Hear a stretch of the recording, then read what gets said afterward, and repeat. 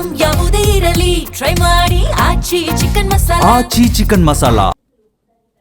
ಸಾಂಸ್ಕೃತಿಕ ನಗರಿ ಮೈಸೂರಿನಲ್ಲಿ ನಡೆಯುವ ವಿಶ್ವವಿಖ್ಯಾತ ನಾಡಹಬ್ಬ ಮೈಸೂರು ದಸರಾ ಮಹೋತ್ಸವ 2026ಕ್ಕೆ ದಿನಾಂಕ ಮತ್ತು ಮುಹೂರ್ತಗಳನ್ನು ಅಧಿಕೃತವಾಗಿ ನಿಗದಿಪಡಿಸಲಾಗಿದ್ದು ದಸರಾ ಸಿದ್ಧತೆಗಳಿಗೆ ಚಾಲನೆ ದೊರೆತಿದೆ. ಗಜಪಡೆಯ ಆಗಮನದಿಂದ ಹಿಡಿದು ದಸರಾ ಉದ್ಘಾಟನೆ ಹಾಗೂ ವಿಜಯದಶಮಿಯ ಜಂಬೂ ಸವಾರಿವರೆಗಿನ ಸಂಪೂರ್ಣ ವೇಳಾಪಟ್ಟಿ ಸ್ಕೆಡ್ಯೂಲ್ ಏನಿದೆ ಅದು ರೆಡಿಯಾಗಿದೆ. ಮೈಸೂರಿನಲ್ಲಿ ಹಬ್ಬದ ವಾತಾವರಣ ಮನೆ ಮಾಡಿದೆ. ಇನ್ನು ವಿಶ್ವವಿಖ್ಯಾತ ಮೈಸೂರು ದಸರಾ ಮಹೋತ್ಸವಕ್ಕೆ ಅಕ್ಟೋಬರ್ 11ರ ಭಾನುವಾರ ಮುಂಜಾನೆ ಚಾಲನೆ ಸಿಗುತ್ತೆ. ಇನ್ನು ಸಂಪ್ರದಾಯದಂತೆ ಚಾಮುಂಡಿ ಬೆಟ್ಟದಲ್ಲಿ ದಸರಾ ಉದ್ಘಾಟನಾ ಕಾರ್ಯಕ್ರಮ ನಡೆಯುತ್ತೆ. ರಾಜ್ಯ ಸರ್ಕಾರ ಶೀಘ್ರದಲ್ಲೇ ಉದ್ಘಾಟಕರ ಹೆಸರನ್ನ ಫೈನಲ್ ಮಾಡುವಂತಹ ಎಲ್ಲಾ ಸಾಧ್ಯತೆ ಕೂಡ ಇದೆ.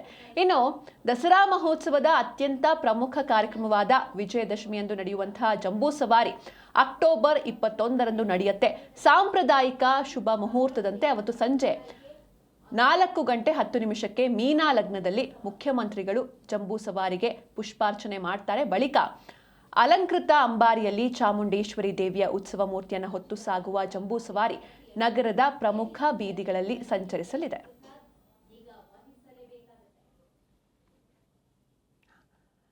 ಇನ್ನು ವಿಶ್ವವಿಖ್ಯಾತ ಮೈಸೂರು ದಸರಾಗೆ ಯಾವಾಗ ಈ ಮೈಸೂರು ದಸರಾ ನಡೆಯುತ್ತೆ, ಈ ಬಾರಿ ಸರಳವಾಗಿ ಆಚರಿಸ್ತಾರಾ ಅಥವಾ ಯಾವ ರೀತಿ ಸೆಲೆಬ್ರೇಟ್ ಮಾಡ್ತಾರೆ, ಇದರ ಜೊತೆಗೆ ಕಂಬಳಕ್ಕೆ ಅವಕಾಶ ಸಿಗುತ್ತಾ ಇಲ್ವಾ ಎನ್ನುವಂತಹ ಚರ್ಚೆಗಳು ನಡೀತಾ ಇತ್ತು. ಇವತ್ತು ಒಂದು ಮಹತ್ವದ ಸಭೆ ನಡೆದಿದೆ, ದಸರಾ ಪೂರ್ವಭಾವಿ ಸಿದ್ಧತಾ ಸಭೆ. ಇದರಲ್ಲಿ ಒಂದಷ್ಟು ವಿಷಯಗಳನ್ನು ಇಲ್ಲಿ ಅಂತಿಮಗೊಳಿಸಲಾಗಿದೆ.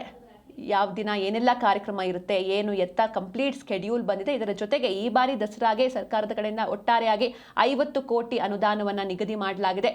ಅತ್ಯಂತ ಸರಳವಾಗಿ ಈ ಬಾರಿ ಆಚರಿಸಬೇಕು ಎನ್ನುವಂಥ ವಿಷಯ ಬಂದಿತ್ತು. ಹೀಗಾಗಿ ಆಯಾ ಭಾಗದ ಸಂಸದರು, ಶಾಸಕರು ಎಲ್ಲರನ್ನೂ ಒಳಗೊಂಡಂಥ ಈ ಒಂದು ಮೀಟಿಂಗ್ನ ಮಾಡಿದ್ರು. ಈ ಮೀಟಿಂಗ್ನಲ್ಲಿ ಒಂದಷ್ಟು ವಿಚಾರಗಳು ಮುನ್ನೆಲೆಗೆ ಬಂದಿದೆ. ಅದರ ಜೊತೆಗೆ ಈ ಬಾರಿ ಕಂಬಳಕ್ಕೂ ಕೂಡ ದಸರಾದಲ್ಲಿ ಅವಕಾಶವನ್ನು ನೀಡಲಾಗಿದೆ. ಈ ಹಿಂದೆ ಯದುವೀರ್ ಒಡೆಯರ್ ಅವರು ಹೇಳಿದ್ರು, ಕಂಬಳ ಬೇಡ, ಮೈಸೂರು ದಸರಾಗೆ ಕಂಬಳ ಬೇಡ, ಆಯಾ ಜಿಲ್ಲೆಗಳ ಆಚರಣೆ ಅಲ್ಲಲ್ಲೇ ಇರಲಿ, ದಕ್ಷಿಣ ಕನ್ನಡದ ಆಚರಣೆ ಅದನ್ನು ಇಲ್ಲಿಗೆ ತರೋದು ಬೇಡ ಅಂತ ಹೇಳಿದ್ರು. ಆದರೂ ಕೂಡ ಈ ಬಾರಿ ಮೈಸೂರು ದಸರಾದಲ್ಲಿ ಕಂಬಳ ಆಚರಣೆ ಕೂಡ ಇರುತ್ತೆ.